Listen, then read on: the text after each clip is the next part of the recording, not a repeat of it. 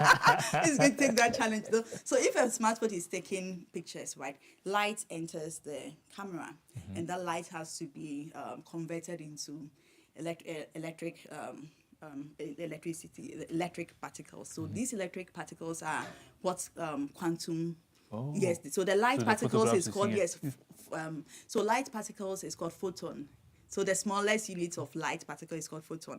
So it's these photons that we use the photoelectric effect to make sure that our images are very sharp. So there's quantum all around us. It's more about we understanding how they interact at the very basic level, which leads us to the quantum mechanics and how we can apply it. Okay, sorry about that. So I'm speaking to Dr. Angela Tabiri, who is the academic manager and research associate, African Institute for Mathematical Sciences, AIMS, Ghana. She's been telling us quantum is all around us. It's not atom. We learned that atom is the basic unit of life, but then there's something else within, which is the quantum or the quanta that we're referring to. When you hear it, it's not something so tough or anything. She's just broken it down for us. The watch we use, the weight when it comes to calculating the Planck's constant, the kilograms and whatnot. And hey, the pictures we have on our phones, I'm not sure it applies to the phone I'm using, but if you're a phone company and listening to me, I need my phone and my photons to work properly. Is that where the word photo comes from? Photons, photo. You know what? Can you elaborate on the key objectives of this IYQ 2025? Yes, so like I mentioned, it's been 100 years since quantum mechanics was discovered, and now we have to look at where we started from, where we are going in terms of the future.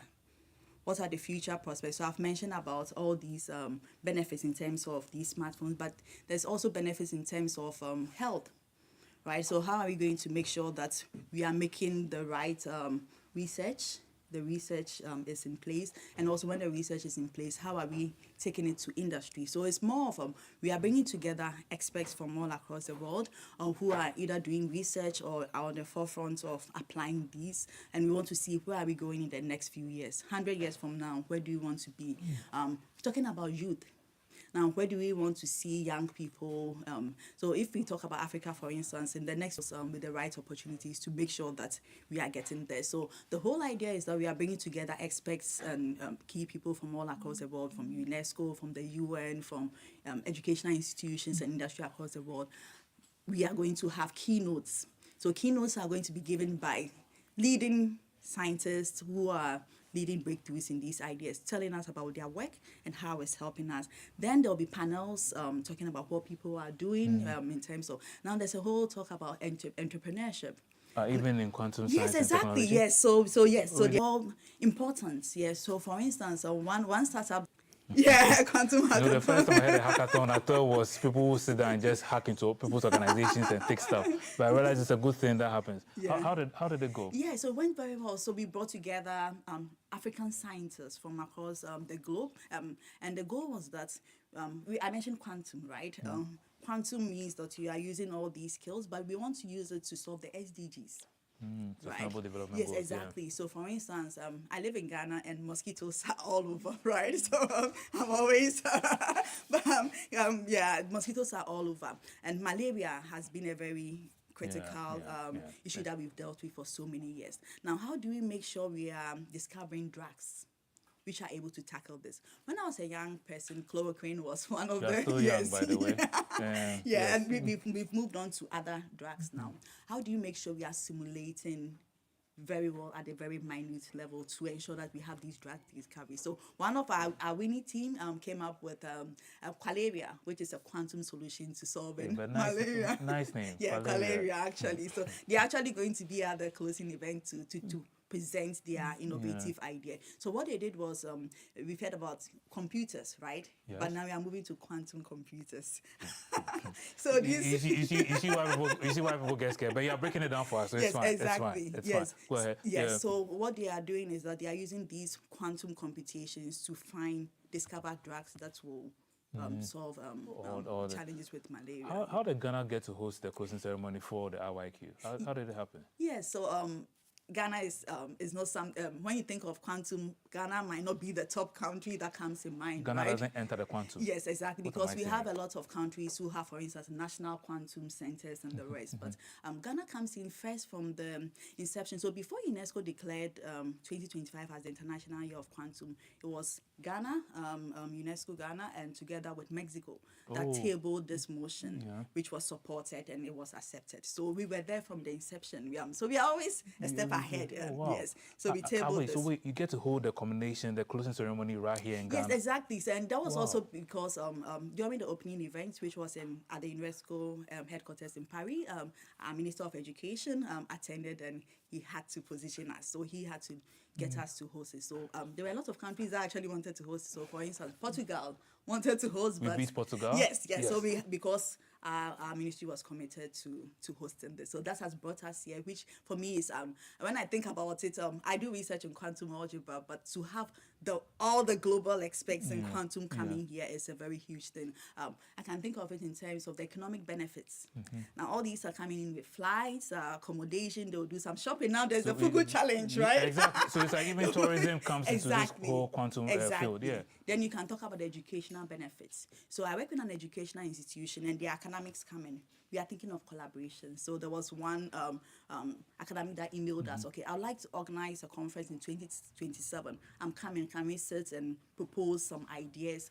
We can think about, in terms of conferences. So conferences are happening on the side of this. So after the conference, after the closing, there are conferences which are happening. Okay, so it doesn't just end at the closing ceremony. There's still more. Exactly. Okay. And more. And we can talk about the social benefits. I'm here on the Breakfast Show talking about quantum. I'm sure with a wide audience who are now seeing that there's quantum all around us. So even though what we do might be too technical for you, will not be how do we call it? Will not be scared to enter this field. Exactly. Is that something that intrigues you? The fact that it's like for a legacy in terms of STEM education exactly, and whatnot. yes. So Like, I'm glad you mentioned this. So at AIMS, together with UNESCO, we have this Girls in Mathematical Sciences program, which is a mentoring program for high school girls.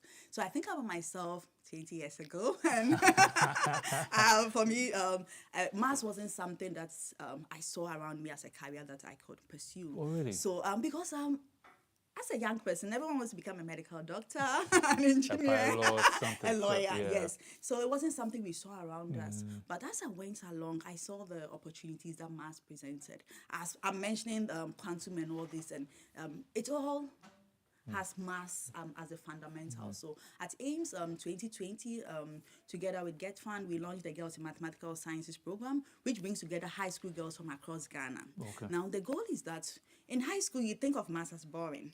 Right? I love math, actually. One of my favorite games to play, the puzzle Sudoku. So I love puzzles and stuff like that. Yeah. Let's speak about the young girls. Yes. So we wanted to create a pipeline. So we at AIMS, we focus a lot on women. So every year, at least 30% of our students are women. And we wanted to create this pipeline. When we open up applications, which are actually open, we don't have a lot of females applying. We don't have the levels, right? We don't just admit you because you're a woman. You should have the competencies. Now, we realize that before you come to our institution, you need to have an undergraduate. Yes, exactly. That, yeah. Right. And girls make that decision, their narrative from the high school before the A, B, C, D school.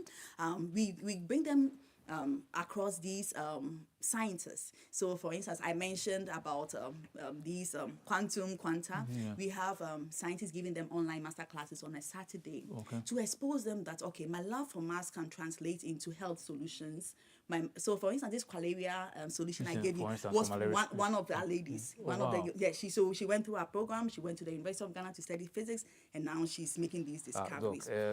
We have to move to the event specific. Okay, sure. When and where it's happening, yes, exactly. and who can attend. Yes. So it's happening on Tuesday, the 10th of February, and Wednesday, the 11th of February at the Labadi Beach Hotel. It's strictly by invitation, so you can check the website for the Quantum International Year of Quantum to register. It will also be streamed online, so if you are not able to get in person, then you can also join online. Okay.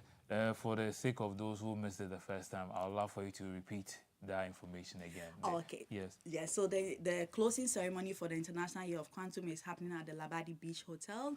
It's strictly by invitation. So if you'd like to attend in person, check the website. quantumyear2025.org. You can find information about the event. You can register to attend in person, but it will also be streamed online, and you can also follow it on all the social media platforms. Okay. What time does it start each day? Yeah, 9 a.m. 9 a.m. Yes. So Okay. on the Thursday, there's opening reception hosted by the Minister of Education. So it continues till 9 p.m. But on the second day, I must add, there's a youth forum which we are leading. So we are talking about what we've done now, but we also want to look into the future. So at the youth forum, we'll be talking about some of these innovations that our young people are leading, and we will also try to inspire young people. And also that day 11th is the International Day for Women and Girls in Science. So we focus exactly perfectly. Yes, so we'll highlight what women are doing in this field.